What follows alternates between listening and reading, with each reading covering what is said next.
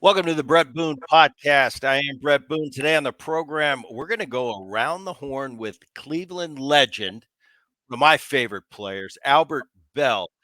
I'm really interested in getting his take on Major League Baseball right now, how it stands at the 1/3 mark.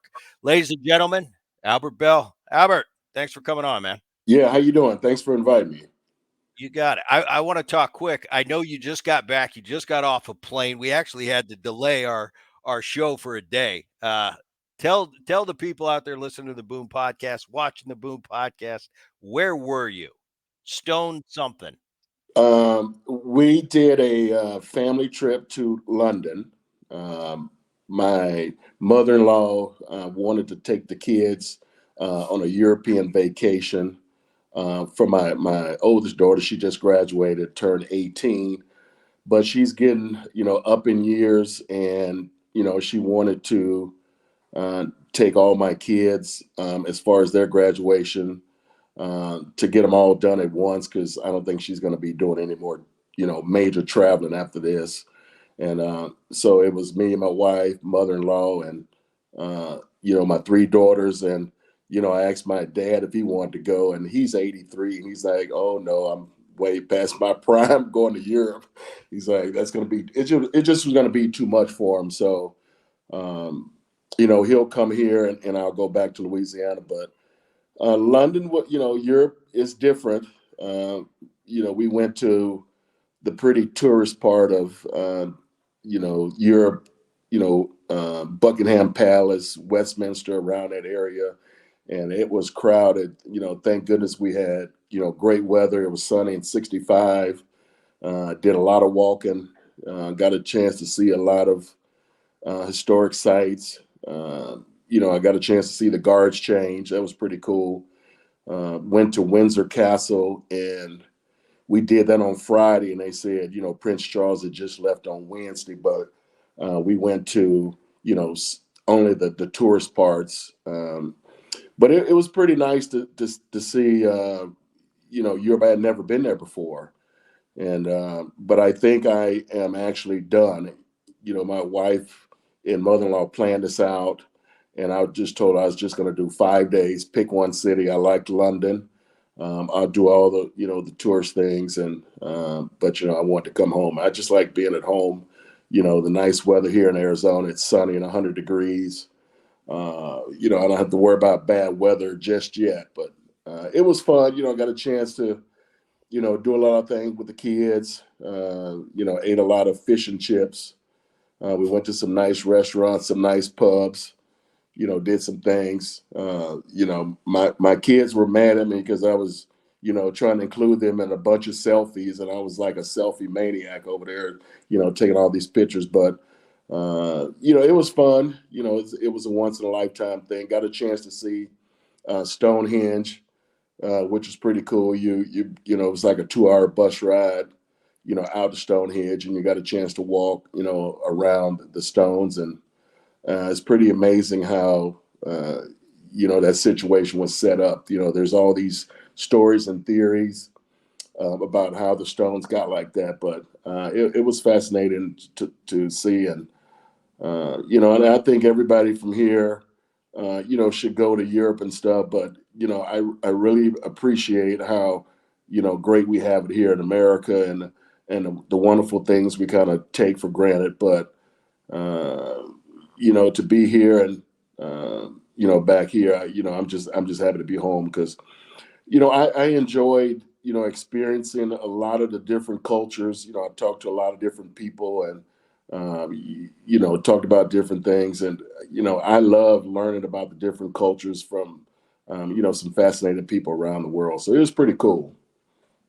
Yeah, it's funny. I so I'll tell the people watching, listening. Yeah, so I reach out to Albert and I text him. I said, "All right, Albert, you ready for next week's podcast?" He sends me a video from Stonehenge and he's narrating it, and I'm like, "Where is this guy?" He didn't tell me he was going over there.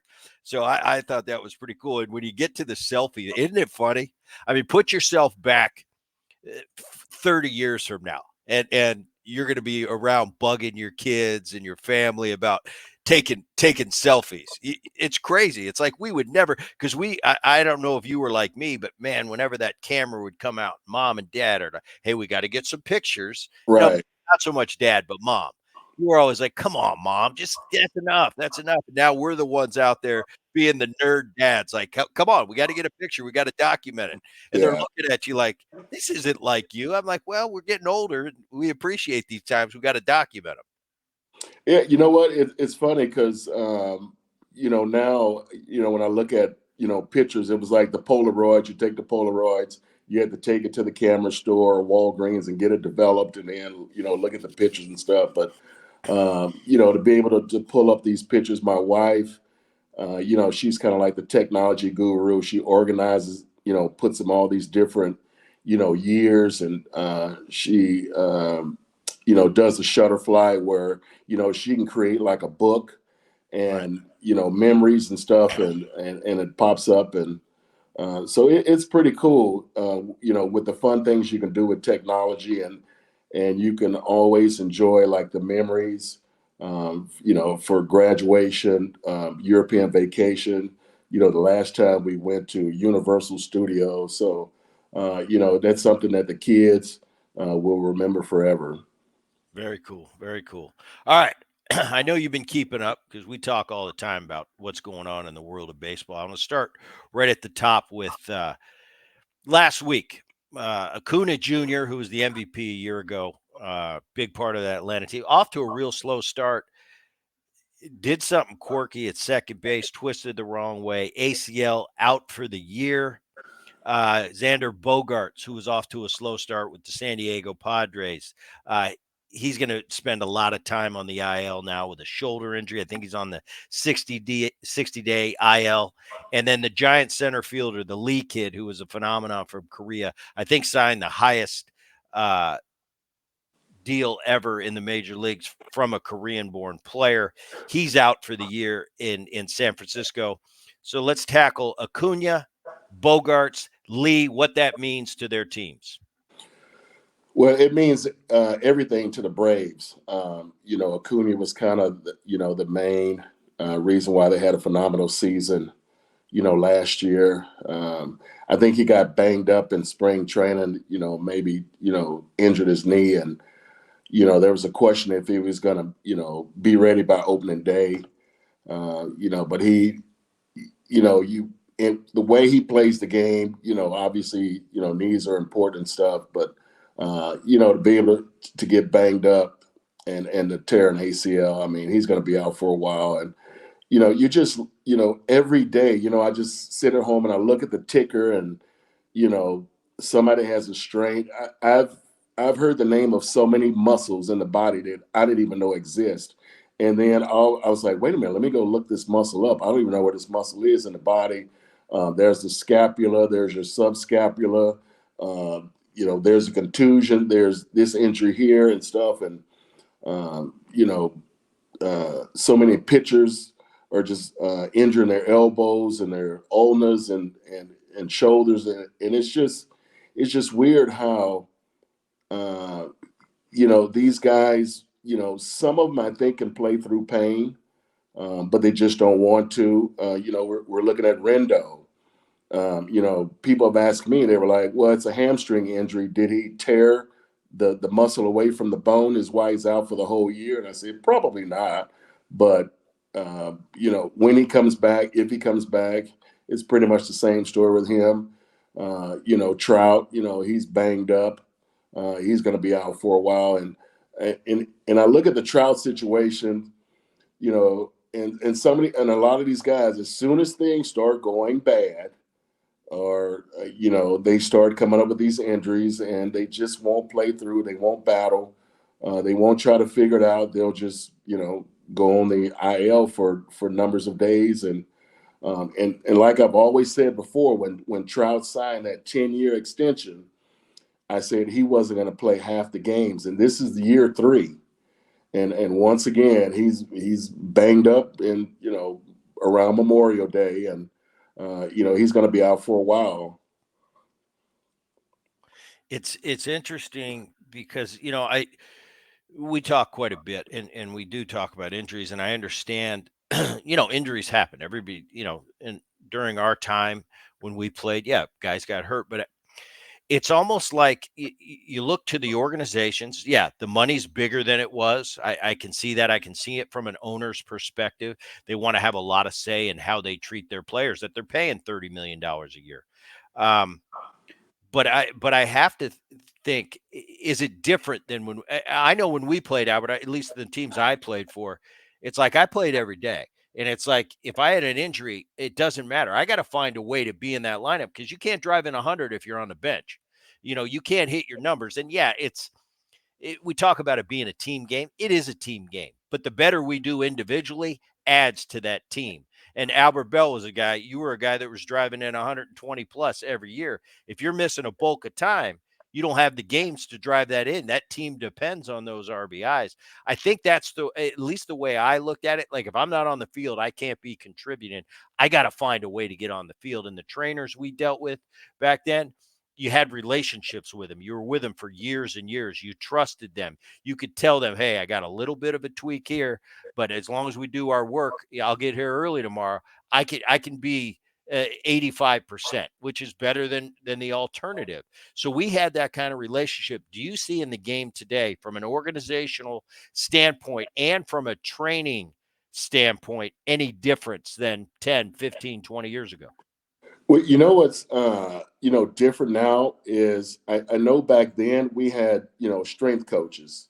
Some guys like to lift weights before the game. I like to lift weights after the game, and everybody was pretty much on a regular schedule. Certain pitchers like to do certain things, but all the training we did were exercises that were for baseball related. Movements, strength, and then nowadays, everybody is worried about having these physiques where they're chiseled and eating healthy and all these things. And but I kind of look at I'm going to look at the Yankees situation.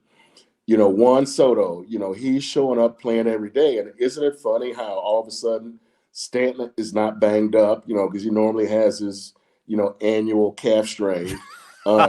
Judge, Judge is out there running every day.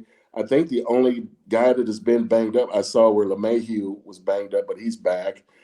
So the Yankees injuries are very minimal. And if you go back and look at the last few years, uh, you know, the Yankees are decimated with injuries, and they have these people, calling up, and you're playing these young people that's probably not ready, and then they want to fire Aaron Boone and stuff, and he's got to figure a way, like, how can I maneuver through this situation? But now, when you have Juan Soto showing up and he's playing every day and he's producing, guys looking around like, okay, all right, I'm gonna be out there too. Like, now you have all your big guns, and now you see Garrett Cole, like he's kind of eager to come back. You look at Rodon, he's pitching great. Last year, his first year in New York, I think, it probably the pressure got to him, but now he looks like he's relaxed. So he's pitching great. So, but it's the Juan Soto effect, and I look at his career. He's pretty much been playing every day, and maybe it's a Scott Boras thing where all his clients play until they sign those big deals and free agents, and then all of a sudden now you look at Blake Snell.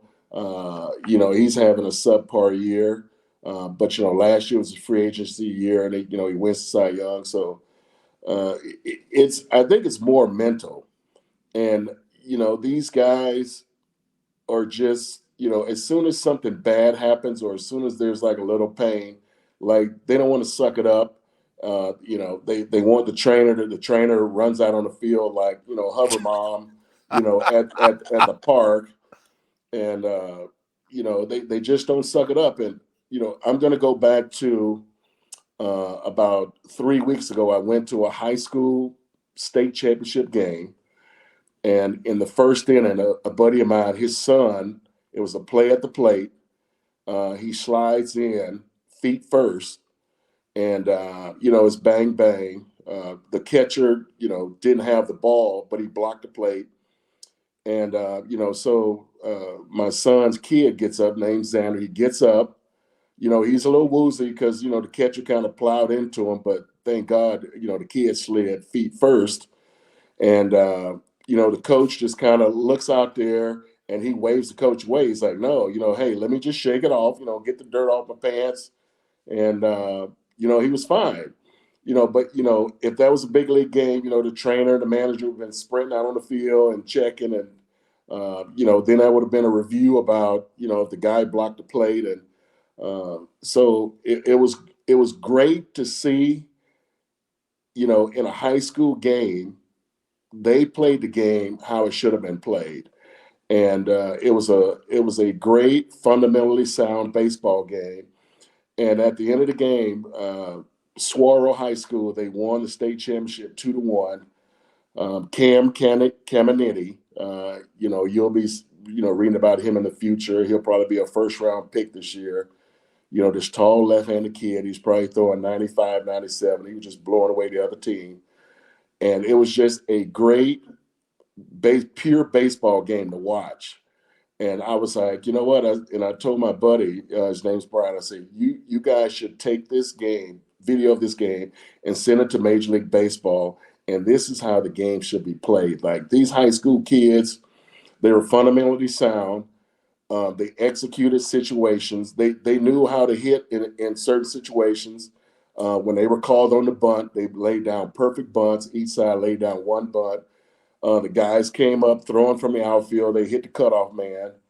And I was just like, wow. Like, I don't know when the last time I watched a big league game where all this is happening without you seeing some kind of bad news bears event out there on the field where somebody's, making these terrible errors and just bad things happening on the field. I think it's a great point with the Soto, and I haven't really thought about it that much in that vein. But I think you're right. It's an example. It's almost like, wait a minute, Soto's coming over here, a lot of hype. He's a free agent. He's going to get from everybody's speculation, going to get a huge deal this coming off season. But he does, and I had a few months back, I had Eric Karros, who does a lot of games for Fox and the Dodgers, and he said, Bret, what's an underrated tool in today's game now is the ability to post. He said it should be the sixth tool when scouts put it down on it when they're evaluating a player. You got the arm strength and how do you run and power and future as a hitter at the big league level. But he said there should be a sixth category for the ability to post, the ability to go to the ballpark and expect to be in the lineup every day. I think that's a great point because you talk about my brother and what he's had to deal with in New York. Mm-hmm. Uh, with all these injuries, and you know how New York is. I mean, they don't care whose fault it is. If you're losing, everybody stinks and everybody's a bum. Right. And but you got to have the guys post. You got to have your roster that was constructed by your general manager in the front office. Okay, we give you the team. Now here, put it on the field. If you don't have those guys on the field, you can't play. I think that's a great point with Soto and the example. Although he's a young player, he's a respected player, especially between those lines as one of the best offensive players in the game today. The fact that he comes to the yard every day and is in that lineup. And I don't mean 5 days, 6 days a week. I mean every single day.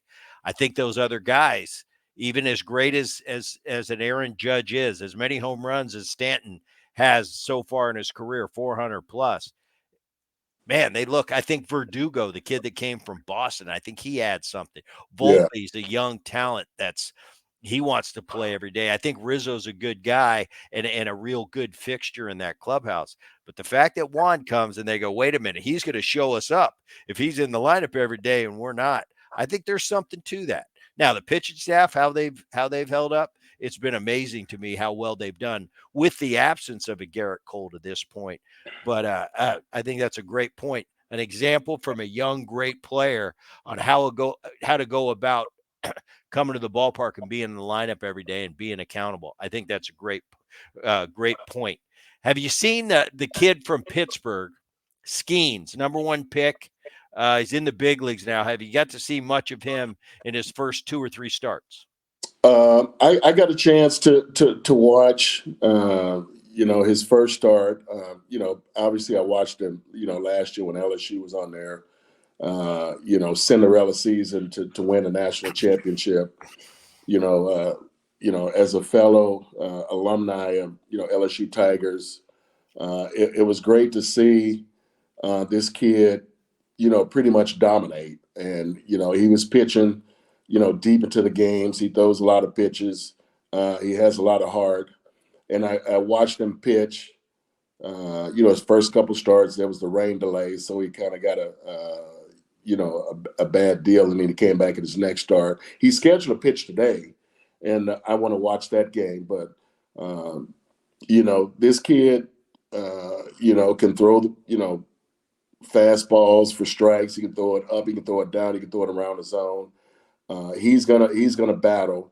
And I know he should have broke camp with the big league team, but Pittsburgh wanted to push his free agency year back a day, and from a cost perspective. But he should have been with that team at the once the season started. I think it would have made a big difference. He's still going to have a big impact, and he's one of the guys he's going to go 6 or 7 innings. You can count on this guy to battle and keep your team in the game with a chance to win. And look at Pittsburgh. They got some nice young players. They're still afraid to spend a lot of money. I root for McCutcheon. I know he's not hitting like he used to when his MVP, but he has that leadership quality, and it's good to see him still battle. He runs out there every day. He battles. So it's an interesting dynamic to see if how effective he could be to help the Pirates catch the Brewers. So they're still in it. There's a lot of baseball left. A lot can happen. It's just a matter of who's going to be healthy by the end of the year. That's going to be the big difference. And you look at the Yankees with their record. You look at the Guardians. I think the Bieber is out for the year. Quan has missed a significant part, but they've been able to keep their injuries to a minimum, and that's why you see the great records that they have. You look at Philadelphia. They pretty much have been together, the whole season. They have, one of the best records in the National League. But this is definitely, Acuna injury is definitely going to hurt the Braves. Somebody's got to come out of somewhere and have, a pretty good year, to keep up with the Phillies. But, I do like the kid, and I'll bring this up with Max Fried. I remember a few years ago when it came down to the Cy Young, he was 17-6, and I think Trevor Bauer was like 10-9. And because Trevor Bauer had this low ERA, he should be the Cy Young winner. And I was like, I'll take the guy that's winning 17 games every year, because I know he's going to be pitching deep into the games. He's going to have a lot of quality starts. And he's gonna be there for you. And he's turned into a really nice ace, having a great year. And Trevor Bauer is pitching. Is he in the Mexican League now? He's in the Mexican League. He's dominating, but yeah, he's in the Mexican League. So it goes to show you. I know these teams, they don't like to place a lot of emphasis on pitchers' wins, but you got to have a guy to go out there and get some quality start, eat up some innings, and you certainly don't want to, burn out your bullpen. And when it comes time to the stretch drive in August and September. Yeah, and that's a good point, because wins and losses in our generation past, it means that you go past the 5.5 inning mark, or you get through 5 to earn the right to have a win or a loss.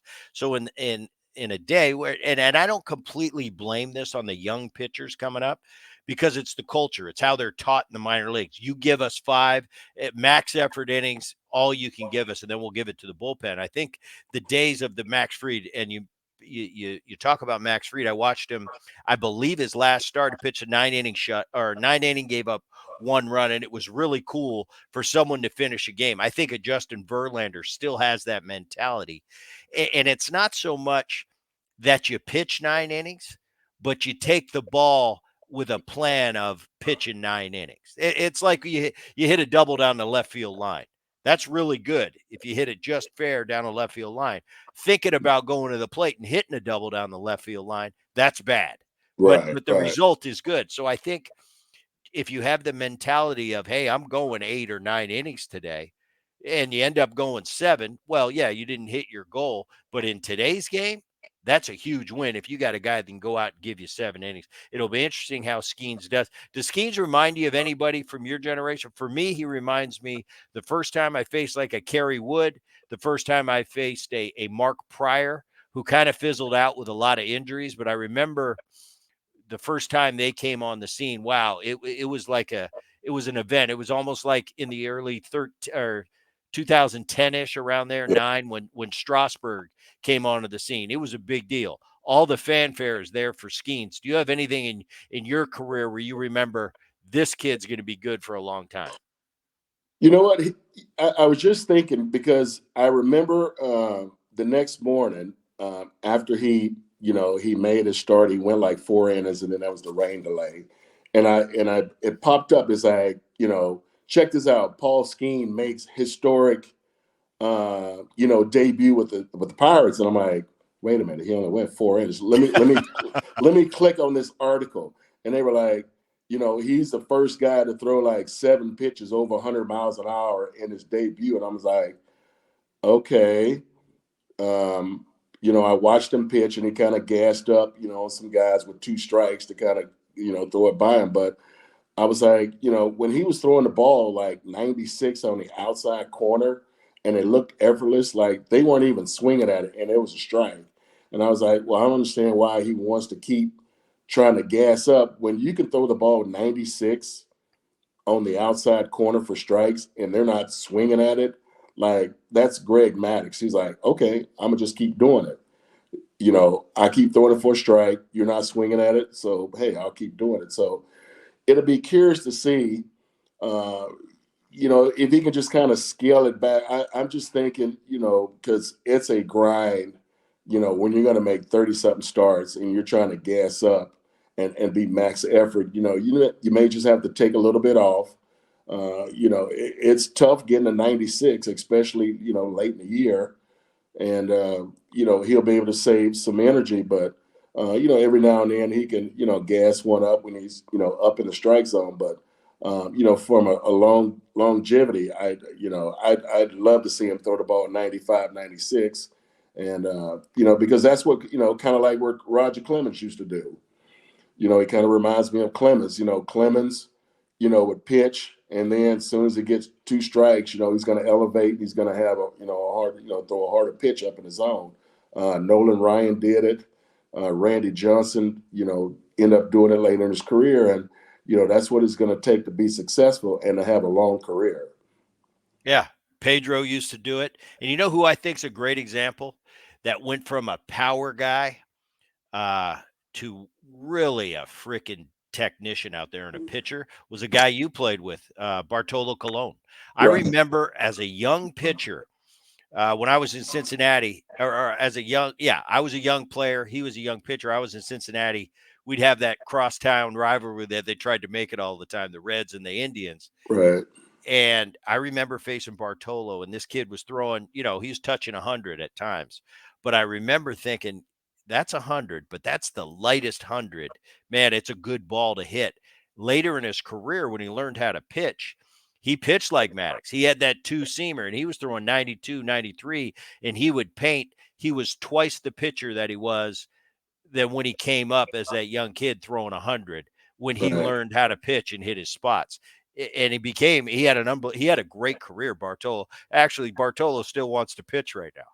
Oh yeah, I mean, probably, and the same way with Manny Ramirez. He still think he can hit too, and he wants to Yeah. play. But it's just you learn it over time. I remember when Randy Johnson, when he went and spent an off season with Nolan Ryan and talked about pitching and how to pitch, and he came back a different pitcher, and he was changing speeds.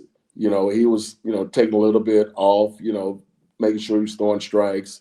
He knew how to elevate the ball. With two strikes and with a little bit more mustard on it, but throw his breaking ball and change up for strikes. So uh, you're going to have to be a successful pitcher, change speeds and keep the hitter off balance. But one thing I have noticed, and I remember one morning I was watching MLB Network, and it was a clip from Bob Gibson when he was showing, how he pitched, how he would pitch from the windup, and I was like, wow, like nobody, steps behind the rubber, then comes in front of the rubber, and pushes off the rubber and uses a lot of momentum.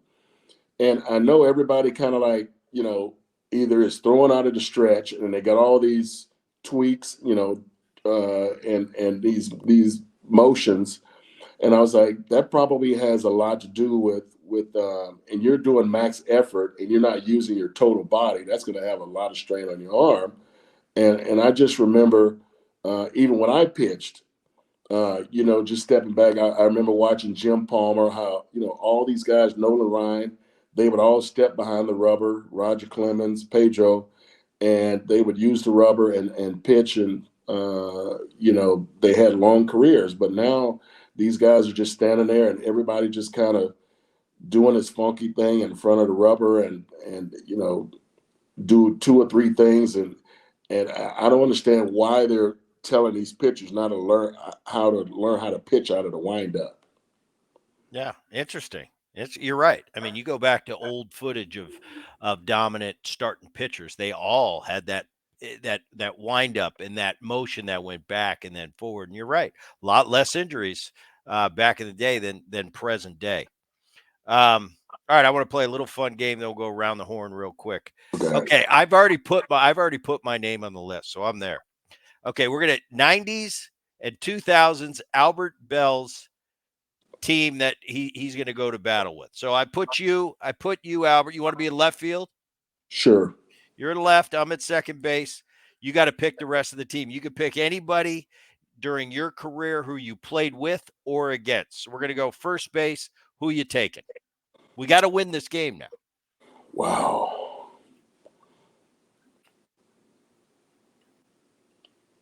Oh man, there was some good first base. I guess I'd have to go with 98 McGuire. I think that's going to be tough to beat. All right, we got Boone. We got 2001 Boone at second base. Okay. I'm already there. All right, we're going to go to third base. Who you taking? Anybody you played with or against? God. I'd have to take Jim Tomey. Okay, we got Tomey, young Tomey, when he Yeah. was a third baseman. All right, we could go to short. I'd take Cal. Okay, got Albert Bell in left. Who's your catcher? Pudge. I got to go with Pudge. Yeah, that's tough to argue. All right, right field. I got to go. I'll move Bonds over to right. And who's your designated hitter? Well, you got to go. You got to go with Edgar. You're going Poppy. All right, Yeah. Edgar mid 90s, pretty tough out. Yeah. So Yeah. McGuire, Boone, Tomey, Cal, Albert And Bell in left. We got Pudge behind the dish, Bonds, Edgar. Okay, I'm going to give you one starting pitcher. We got to win one game. Your life depends on it. Who's on the mound? Anybody you played with or against? I'd take Randy Johnson. I'm trying to think when when the year he won his Cy Young with the D-backs? Was that I think that was 01. 01? Okay, yeah, You taking Randy Johnson yeah, he was 01? lights out. Yeah, Okay, and this might be obvious, but there's a couple options. It depends on your experience. Yeah, I know who you're going to pick. You got to pick one closer, and anyone you played with or against. So yeah, this is not modern day. you got to take Rivera. I mean, Yep, he was yeah. Mariano. All right, so we got Randy Johnson, Mariano closing, Poppy Edgar is the DH. We got Bonds, Bell. Oh wait a minute. And You know what I left off? A the center center fielder, fielder. center Who we fielder. taking? Who we taking? I'm going to be biased toward Kenny Lofton. Yep. I got to have me some speed at the top of the lineup. I I'll mean, tell you what, and you look at Kenny, we've had him on the show. If you really get into Kenny's numbers, Lofton, man, he was a good player. yeah, He was a better player than I think a lot of people know. Kenny with stealing bases, hit for average. I mean, he was a force. I remember in his heyday. I mean, in that Cleveland lineup, just a pain in the neck. But that's a pretty good team. I'll take our chances with that team. All right, we'll go well, around the horn. and you got to remember now from a defensive standpoint, this guy could cover a lot of ground real quick. I mean, I remember, because I played next to him, they'd hit some balls in the gaps, and I was like, okay, like I got to go back up, because he's probably not going to get to this. And then the next thing you know, out of nowhere, he's making like phenomenal catch or going up over the wall and robbing home runs. So um, I'd take him because you need a good leadoff guy.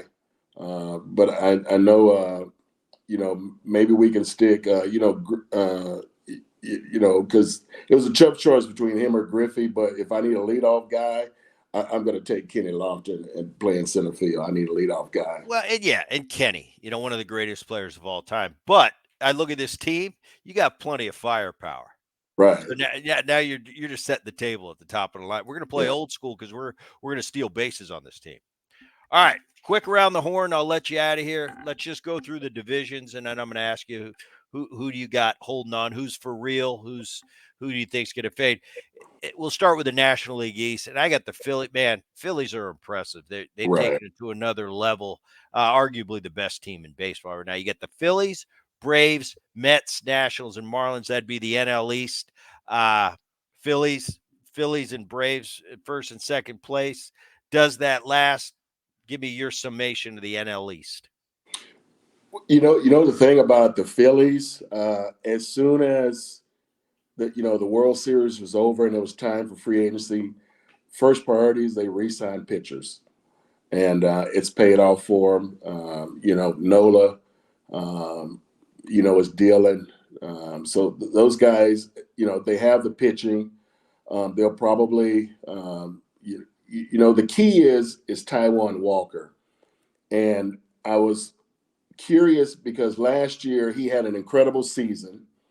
And then when it came to the playoffs, he was the number 4 starter. He didn't pitch at all. Pretty much was a cheerleader. And I thought there was a time where, he could have, pitched and maybe ate up a few innings, to try to help them get to the World Series. And, with him not pitching, it backfired. And, the Diamondbacks, they used their 4th starter. And, the guy was able to go 4 or 5 innings. To get them, through the game, and that's how they end up winning. So, the key is for if the Phillies are going to win it all, they're going to have to get something out of Taijuan Walker. They just can't let your 4th starter in the playoffs just not pitch. He's going to have to eat up some innings somewhere because, you're just going to burn out your bullpen. You had confidence with him. For the whole season, and all of a sudden now, playoffs, you don't have confidence in him, so how is that going to make him feel, and how is that going to make the team feel? So, pretty much the Phillies are rolling now. I don't think they've had any major injuries. You can count, the Mets and the Marlins, you can, pretty much count them out because, all the Mets have been concerned about is, what to do with Alonso. Yeah, I agree with it. So you got the Phillies winning that division? Yeah, They're for I real? mean, yeah, Okay. they'll run away. I look at the NL Central. Okay, we got Milwaukee, Cubs, Cardinals, Reds, Pirates. Uh, I went into the season thinking this was probably the weakest division in baseball. Milwaukee, with Council moving on to Chicago, Milwaukee's resilient. Yelich is playing well again. Contreras is becoming a star over there. A young kid, Terang, is doing a nice job. They pitch, and they're at top of the AL in a lot of offensive categories. They're at the top of the division right now. What do you see out of Milwaukee, Cubs, Cardinals, Reds, and Pirates? Does Milwaukee hang on? Give me in a Yeah, nutshell. they should. They'll just win by default. I know Cincinnati. They are the worst hitting team in the National League. They're hitting 216 as a team. So unless they catch fire, they're pretty much out of it. My brother in law is a big Cubs fan, so I always root against the Cubs. Uh, just because because I play for the Sox, and he hates the Sox, so that means I got to hate the Cubs. But it, I can see the Pirates kind of like catching fire. But it all depends on how the kid Skenes does. I would love to see them, make a nice little run and maybe go down to the wire. But I think Milwaukee's experience is going to pay off probably in September. Okay, Milwaukee in the Central. Let's go to the NL West. Super team at the top right now. Dodgers actually lost 5 in a row until yesterday. They won a doubleheader. They swept a doubleheader. But looking at that team up and down, they pitch, they hit, they've got a ton of star power. And then you round out the division with San Diego, the Giants. Arizona, to me, I thought improved over the offseason. A Right. Diamondback team a year ago that against everybody's prediction went to the World Series. I thought they made some good offseason acquisitions. I thought they were better. For me, they've been disappointing this year. How do you see the NL West as it I, stacks up now and how it's going to end? well, you know what? I thought Arizona was really going to give the Dodgers a run for the money. But I was here this offseason, and it seemed like every time I looked around, the players were, giving all these interviews and talking about how it was such a Cinderella season. And I think they were kind of resting on their laurels. And, while the Dodgers were boosting, their team, uh, Corbin Carroll, he's hitting 184. And I think nobody expected that. One of the starting pitchers, Kelly, he's out for an extended period of time. So Right. when you look at their run last year, those guys were pretty much healthy the whole season. They picked up, Jock Peterson. He's having a good year, but when you can't get, you know, Carroll going, and then you look at the Dodgers. Mookie Betts is having another MVP year, which is why they're in first place. Uh, for some reason, the only way to Diamondbacks, you got to get Carroll hot. I don't know what's going on, but it's his sophomore year, so there's a big adjustment. Now he can't speak up on the league. They know who he is. They got a chance to watch him in the playoffs, so it's pretty much the Dodgers to lose, and as soon as the playoffs come around, the Dodgers are going to blow it. So All right, there you have it. Dodgers win the division and then blow it. yeah, All right, let's go to the AL East. You've touched on the Yankees a little bit already. Got that Baltimore team. I saw them, Albert, a year ago, won over 100 games, and I thought, wow, that's an exciting. They bringing something to Baltimore hasn't been there in a long time, and that's a winning team. But at the same time, I looked at this team and I said, I don't know if they're that good. I don't know they're going to win 100 games. They've got out of the blocks. They're 34-19. Gunnar Henderson's an early MVP candidate. Rushman's a stud. They got a lot of young, good players. They brought Burns over from the Milwaukee Brewers. He's the top of that rotation. But in a formidable league, Boston's pitching great. Tampa's Tampa Bay. I don't know how they do it year in and year out. And right. Toronto, to me, has been been a big disappointment, not only this Oh, year, but for the last 4 or 5 years with, hey, this is going to be the next this and that team. They're just not getting it done. Your take on the AL East? you know what? Baltimore had a phenomenal season, but when it got to the playoffs, it came down to experience. They were all young players, so they are going to be a different force in the playoffs this year because those guys have experience and they'll kind of know what to expect. And they're going to be a thorn in the side for the Yankees. Cleveland, they should run away with the Central. Kansas City has some nice young players. I thought Detroit will be playing better. They're okay. Javi Baez is having he's actually hitting over 200, so that's considered a pretty good season for him. But Cleveland, they've kept their injuries to a minimum, so they should win it. But the the um, the Baltimore Orioles, I want to see how their experience from last year to this year is going to play out. You got Corbin Burns. He's been pitching good, but I can see if Garrett Cole comes back, for the Yankees, and he's Garrett Cole, they're going to be hard to beat. And then the American League West, they're you know the Rangers are just kind of like on cruise control. They're probably still drinking champagne from the World Series and stuff. So, I get it, but those teams they won't be in it. It's pretty much a 3-man race between the Guardians, Baltimore, and the Yankees. You like them in the American League as far as going deep into the postseason. I look at the Seattle team in the American League West. Julio's off to a slow start. He's getting a little bit hot. They're young star in center field.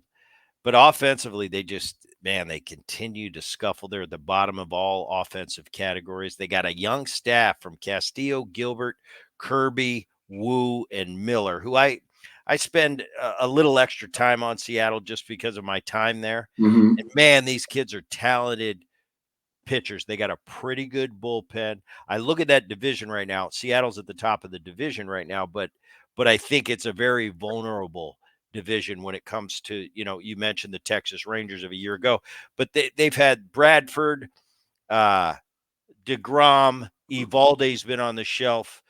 He's back now. Gray's pitched great for him in their absence.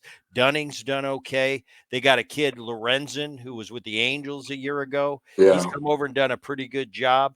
Uh, but the bullpen's been mediocre. right, They'd have to have a real Evaldi. You'd have to have a perfect storm with right. Evaldi pitch great, DeGrom come back in the second half, and Scherzer pitched even a shell of what Scherzer's done his career and probably a Hall of Fame career. But I don't know if all those, that perfect scenario works in Texas this year. No, I don't see that. Working out. And I do like the young staff with Seattle, but for some reason it's just like they just can't get it going where they can kind of get over the hump. And obviously you're gonna have to beat the Rangers, but um, they don't match up well when it comes to playing against Cleveland or the Yankees or Baltimore. They just don't match up well.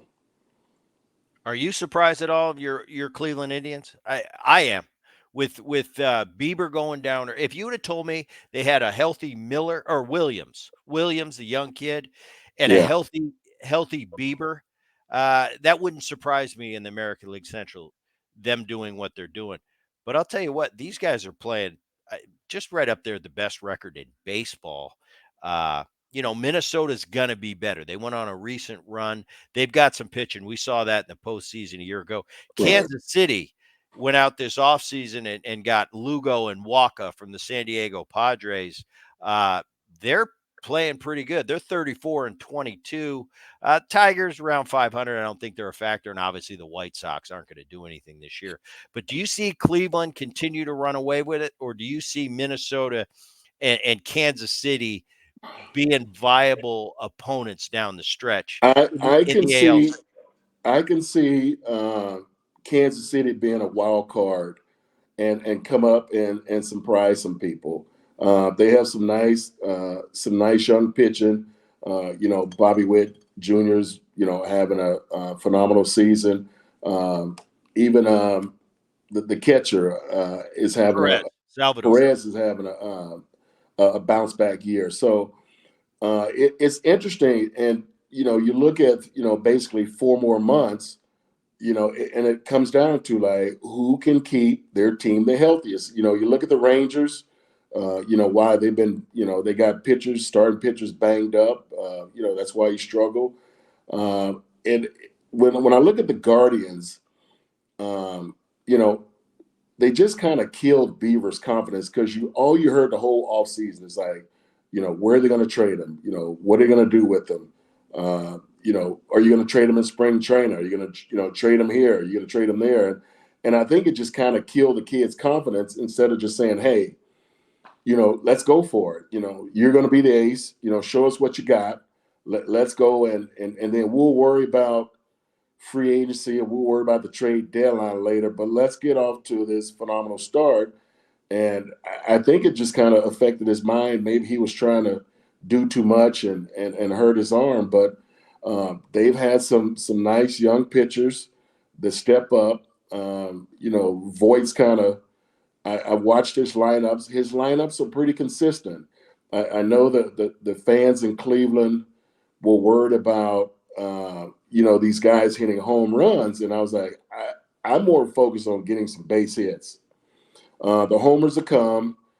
You look at when Quan was leading the league in hitting. He's getting on base with tons of base hits, and then all of a sudden that registered into a lot of wins. And it's the same old story. You have to get a lot of base hits. The homers will come. They have some guys in the lineup. There are some young guys hitting a few homers. Ramirez and Naylor are kind of coming up with some big hits and some big homers, and so that's why they have one of the best records in the American League. It's they're getting a lot of base hits, and they're getting some pretty decent pitching from surprisingly young guys. You bring up that, and this is the last thing, and I'll let you go. Uh, Another point I wanted to talk to you about was lineups, and you mentioned Voigt's been consistent with his lineups. I know in my throughout my career, if on teams I was a 3-hole hitter, some teams I was the 5-hole hitter, and it was kind of important when you got to the ballpark back then that you were in your spot. And anytime uh, there was a shakeup of that, it was almost like it was disruptive. For you, for years, you usually hit fourth, right? Right, So if you weren't in the 4-hole, it would be a little bit of a what's going on? Look around. Today's game is different. These kids are different. They come up in a different generation, where maybe it doesn't affect them moving around the lineup. Second one day, sixth the next, third, fifth. But for me, I like coming to the ballpark and now, hey, on certain teams, I was a 3-hole hitter, and I came to the ballpark. And I didn't even have to look at the lineup. I knew I was hitting third. And for those years of those managers, when things changed, all of a sudden my mind started, well, why am I not third today? Why am I fifth? What's going on? And we run. And right, now a lot of times you could probably look at the numbers and go, well, you're not getting it done the last couple of weeks. But from my recollection of my career, it was somewhat important. I remember my first year in the National League was 94, came over from the Mariners. And on that particular Reds team, Davy Johnson, I hit seventh, and I was 23 years old. I hit 320 that year. And I remember at the break, I was hitting like 335. And I thought, whoa, I'm gonna move up in the lineup. Davy right, Johnson's, but he knew what he was doing. He had a young player. He saw I was having success. He didn't want to mess with that. We had a veteran, Tony Fernandez, who hit sixth. right, Tony's hitting 260. I'm hitting 330, and I'm going, why am I hitting behind Tony? Well, that's because I was a young guy and I didn't know any better, and I didn't know there was a method to the madness. Ended up being the best thing for me to stay in that hole where I was comfortable. I was having success. Davey knew that. Uh, and he didn't move me. But back in our day, you usually had a hole in the lineup where you hit. You know, it was if you were a run producer, you were in the middle of that lineup. You were either third, fourth, or fifth. If you were a table setter like an Omar Vizquel type, you hit second. Move Hmm. runners. Robbie Alomar kind of hit wherever. He was lead off or he could hit third, and it was no big deal. But we all kind of had our slots where we knew. How important was that to you? And do you think it's important to the players today? Because it seems to me like it's really not a big deal. I think it's very important to these players. And then if you go back and you look at the Mets lineup, you have Lindor hitting leadoff, and he was normally a three-hole hitter, but he was struggling. So then you move him, and then you move in Pete Alonso, who is your cleanup hitter. Now you got him hitting second. And then, so they're hitting first and second, and then you have these guys that should be hitting the 1 and 2 hole, hitting 3 and 4, and their lineup is just out of sync. But you go look at Cleveland. Um, the guy who's playing left field, he replaced Quan. Their lineup has been pretty consistent, and they used to not play Naylor against lefties, and he's playing against lefties. And I was like, well, you're not going to, become a better hit against lefties unless you start facing lefties. And so he's holding his own, and you know, the lineup has been pretty consistent. You have to know when you come to the park. Uh, and I love the fact that I knew I was going to hit cleanup. I remember in '97 when I was kind of struggling, early on, and I think it might have been May with the White Sox, and Bevington came up to me and he was like, "I'm going to hit you third today. I want to try to change. We're going to try to change things up." And I hit third, and I think I went like 1 for 3 and a walk. And I went up to him after. I was like, I feel like I'm naked. Like I don't know what I'm doing in 3 hole. Like I'm so used to, I was just started hitting behind Frank. Frank was having a phenomenal season, and I said, you know what, just put me back in the cleanup. I'll catch fire. It's May. I always struggle in April and May. I was like, as soon as the weather gets hot, I'm going to get hot. So, but I knew what his thinking was because he was trying to change things up for me. But I said, I'll be fine. Just keep Frank hot. And, there was adjustment period for me coming over to Chicago. But, I felt like I was like a fish out of water hitting the 3 hole. And it was just like, it seemed like the selection of pitches I got from hitting the cleanup was totally different. And I know the pitches that I was getting, I was just missing them. So that's why I wasn't having success.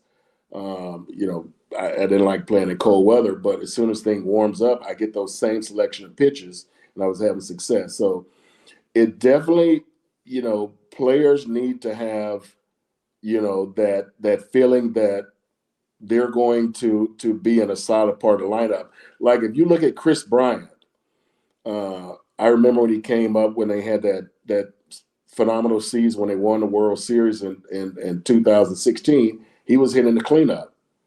He was cleaning up spot. He was driving in runs, and he hasn't. I don't think he's hit cleanup since. They keep one. I think the Rockies had him hitting leadoff. Maybe they had him hitting second or third, but and he's been struggling ever since. 2016. He hasn't had anything close to that season. So, um, so I think it plays a big difference in these players' minds that you just have to be consistent. And even though you're struggling, you got to show confidence in these players. It's like, hey, we just have to make some adjustments and figure it out from there. Well, Albert Belle, there we go. Round the horn with Albert Belle. This was a lot of fun. I appreciate you coming on and giving your perspective on. I always find your perspective very interesting, and it makes me think about other things. So I appreciate you doing that, Albert. As we get close, we get to the postseason, we'll have you back on. We'll go around the horn with Albert Belle again. Okay. For all you out there, watching the Bret Boone podcast now on YouTube. Got our own YouTube channel. Check it out. For those of you listening on the Odyssey app or wherever you get your podcasts, thanks for tuning in. Till next time, keep it here. Thanks, Albert. All right. Thanks for having me. You All got right. it.